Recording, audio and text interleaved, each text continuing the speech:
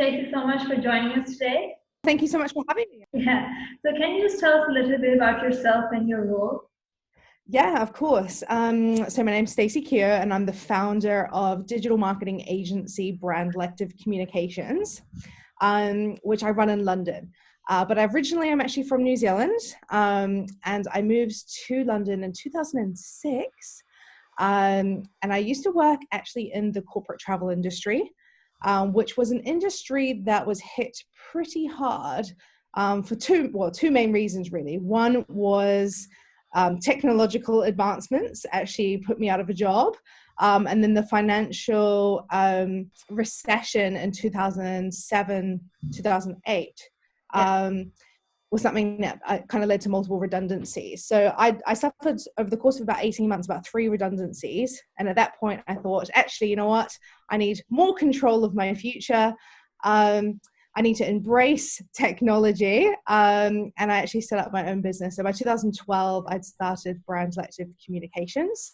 And what we do is we work with small businesses to help them raise their brands online. Everything from website development, content, social, PPC, really anything digital you can imagine we do. I also host a podcast called The Vault with Stacey Kehoe, where we sort of unlock lots of marketing secrets of very impressive SMEs. And last year I actually wrote a book too, which is called Get Online, the 6 Simple Steps to Building a Digital Marketing Strategy for the Non-Tech Savvy. And what's been really interesting about that, and the reason I kind of did that, I guess we might get into this a bit later, but suffering my redundancies and realizing the advancements in technology, I never wanted to be in that position again. And I want to work with businesses who also want to embrace digital and want to move into the future. So that was the reason that I wrote the book. But what's been super interesting about that is that in the past, since I wrote it, it launched almost a year ago now, 62% of businesses that we've actually signed in the last 12 months have been tech businesses. So blockchain, tokenization, women in STEM, some deep tech. So it's been a bit of a range, but yeah, that's a little about me. So I suppose that's the need of the hour, right? Helping tech businesses grow and scale up, considering all these new developments that we're having. Yeah, exactly. So it's kind of working with them to communicate their messages effectively. Yeah. So the topic that we have for today is how can tech startups leverage technological developments heading into the new decade? I mean, it started, so I'm pretty sure there's going to be lots and lots of new developments coming up. So what are some of the challenges faced by tech startups, particularly when it comes to building their presence, first of all? So I think the key challenge that I have witnessed is communicating their message in a really clear way that is simple for their audience to understand. So with most, or not, I shouldn't say most, but the tech businesses that I have worked with are ones that are very caught up in the tech. So they're very enthusiastic about what it is that they're doing, the way that they're changing the world, and all of these very, very impressive things that they're doing as a business. But they don't necessarily know how to articulate that or to explain it in a really simple way to their audience. Right. And the experience I've had is, there's lots of different, and who is their audience, I guess, is the key thing. Is it to a consumer? And if so, the consumer doesn't really care about all the detail of the tech necessarily. They just care about how does it help me and how does it solve a problem for me. Equally, if the audience that you're trying to target is, for example, investors, trying to get investors to invest in, for example, deep tech, they want the detail. Want to understand, which universities are you aligned with and where have you done all of your research, and they're really into the detail. So it's really making sure that I guess that they are clear about who they're marketing to, and then being able to communicate that message effectively and in a really clear way. I think that's a big challenge. Another kind of area that I think is a challenge is deciding to invest in the brand.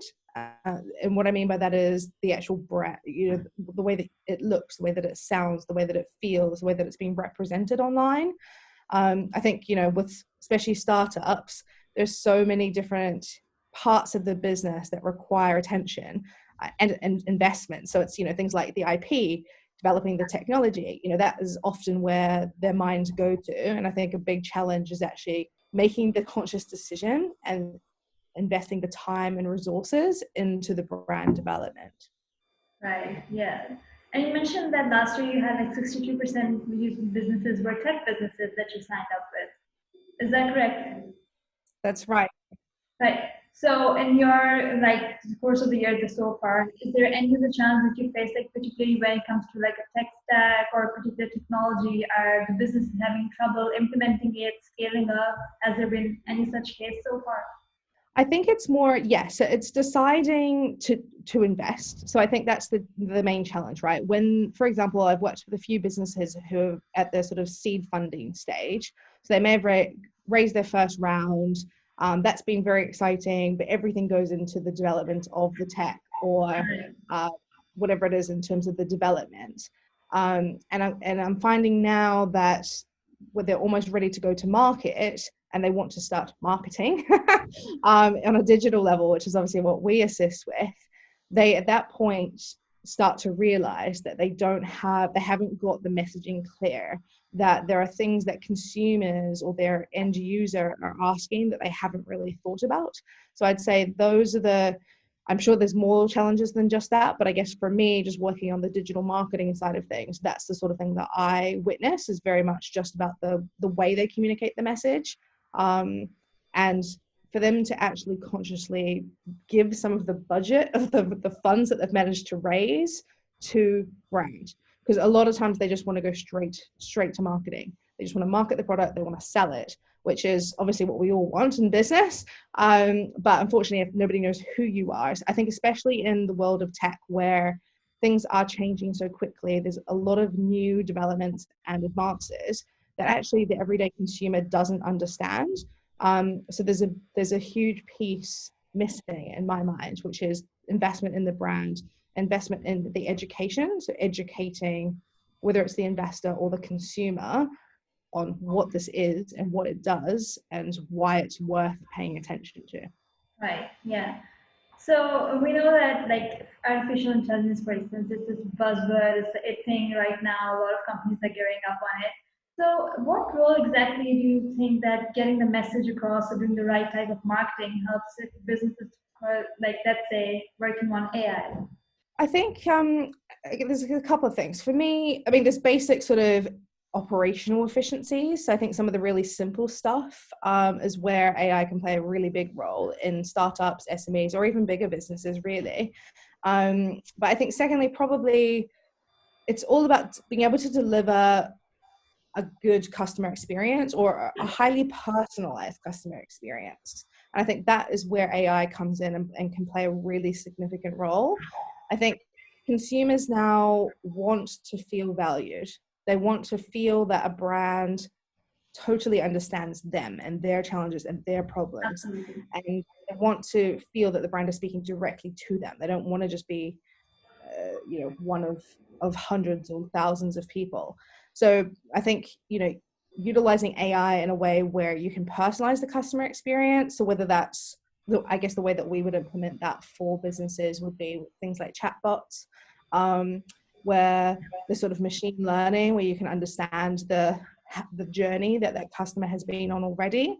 So, in your experience so far, so what are some of the steps that startups and SMEs can take to train their resources on these tech developments? I mean, I think that's a big challenge. I think in theory, especially at the beginning of launching a business, people are very enthusiastic about being on trend. I think the reality is like it is a massive challenge for both big businesses and startups because we're creatures of habit.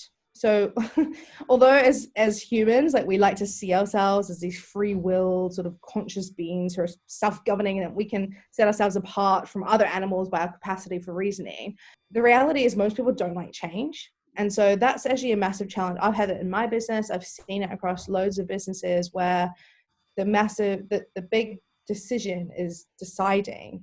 And I think that is difficult in a small business when funding is tight, but equally I think it's challenging in the bigger businesses where they're not so open to change. And I think even if at a top level, we want to embrace technological developments and advances, the reality is actually very, very challenging. But I think the only way for us to actually do that is allocating an innovation budget, allocating time, like working that into the team's schedules and day-to-day activities. Otherwise, you do very quickly get left behind. Right. And are there any more reasons that we see that like new digital startups are also leveraging the same technologies as big corporate leaders or big enterprises in the industry? But we also see that startups and SMEs are also performing well, right? So what's the secret that enables them to catch up to the industry leaders as well? I think they have to want to. So I think that's the big part of it. I think when these SMEs want to participate at that level, then they have the ability to do so. And I think it's a big part of it as well is, there's a benefit to being a smaller business or a startup where your ability to evolve and change and adapt is, you can do that a lot quicker than a larger corporation or business. So I think that's a huge advantage. And it's just about kind of staying on top of that and being able to continuously keep on top of it, I think, is the big challenge. Because I think, in the early stages when we're all excited about things and very enthusiastic, it's like an easy thing to carve the time out to want to do. But I think as a business grows and there are other responsibilities and hiccups and challenges and problems with customers and all that kind of thing, then it becomes one of those things that is difficult. So I don't know that there's necessarily a secret. I think it's more that it's taking advantage of the fact that when you are small, that you have that ability to adapt quite quickly. Right. Yeah, that makes sense. So, and what role does a firm's digital strategy in particular play in all of this? I mean, I think it can potentially play a really big role. I think, in terms of the things that digital allow you to do are things like really targeted campaigns. And I think that is something that I'm finding a lot of tech businesses are really interested in, is really especially localization is something that people are really interested in. So I think the ability to run targeted campaigns. I think the other benefit or the role that digital plays is the fact that it's really flexible. And at a startup stage or SME stage where things are changing all the time, there's lots of different things happening, often you're waiting for funding, or when that funding comes in, you've got to roll things out quite quickly. I think the ability to be very flexible, by that I mean, running things like simple things like Google ads or Facebook ads, where that is one, highly targeted, but also can be scaled up and down really rapidly, within an hour. If we need to change a budget, that can change within the hour. So the flexibility, I think, is something that plays a really, really important role. I think the other thing as well is maybe just, as I mentioned kind of earlier, like the ability to actually enhance the customer experience. Mm-hmm. So, having a digital first approach to branding, it's something that customers expect. So obviously it depends on the brand, it depends on the offering. But being responsive on digital platforms is very, very important for millennials, but even more so for Gen Z. That is something that is essential and that not many businesses get away with not implementing. Right. And do you think you can take certain steps to ensure a success of your digital strategy, or it's more of a trial and error thing? No, I mean, there's fundamentals. I think we're a digital agency, so of course we have processes that we run through to ensure the success of a campaign. I think the key thing for any business is truly understanding your audience. So identifying who are your customers, what are their challenges and problems, how do you solve those challenges and problems. That needs a huge amount of time and resource and investment, and that's the most important part. I think where digital strategies fail is when we kind of where I've seen businesses just launch things without giving that audience much thought. So it's just sort of like, oh, let's just build the brand and throw stuff out, let's run these LinkedIn campaigns, let's run these Google ad campaigns. Yeah. It's targeted because I've chosen a certain demographic and location. Reality, that's not it. Like, you really do have to know the audience inside out. So I think, there's sort of 6 steps that we go through to be able to launch a digital strategy. But the first starts with truly understanding who the audience is. Yeah. Yeah. Right. Definitely. All right. Thanks, Stacey. Thank you so much for your time today. Oh, I really appreciate it. Thank you so much for having me.